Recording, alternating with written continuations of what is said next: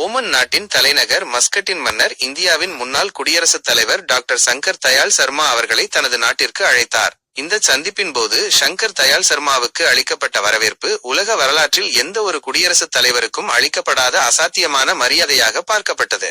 Doctor Shankar Dayal Sharma அவர்கள் உடல்நலக் குறைவால் சற்று சாய்ந்து நடப்பவர். இதையறிந்த ஓமன் மன்னர் மஸ்கட் விமான நிலையத்தில் அரசு விமானத்தின் படிக்கட்டுகள் வரை தானே சென்று சங்கர் தயாள் சர்மாவின் கையை பிடித்துக் கொண்டு படிகளில் பத்திரமாக அழைத்து வந்தார்.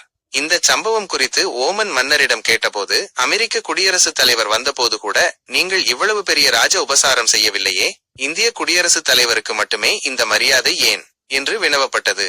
அதற்கு மன்னர், அவர் இந்திய குடியரசுத் தலைவர் என்பதற்காக நான் இவ்வளவு பெரிய மரியாதையை தரவில்லை. உண்மையில் நான் அவரிடம் படித்த மாணவன். அவர் என் ஆசிரியர். அதனால்தான் அவருக்கு இத்தனை மரியாதை அளித்தேன் என்று பெருமிதத்துடன் பதிலளித்தார். ஒரு நாட்டின் குடியரசுத் தலைவராக இருப்பதை விட ஆசிரியராக இருப்பது எவ்வளவு பெருமைக்குரிய விஷயம் என்பதை இந்த சம்பவம் உலகிற்கு உணர்த்தியது. ஆசிரியர் மாணவர் உறவின் உன்னதத்தையும் குருவின் மீதான சீடனின் அளப்பரிய மதிப்பையும் இது எடுத்து காட்டுகிறது.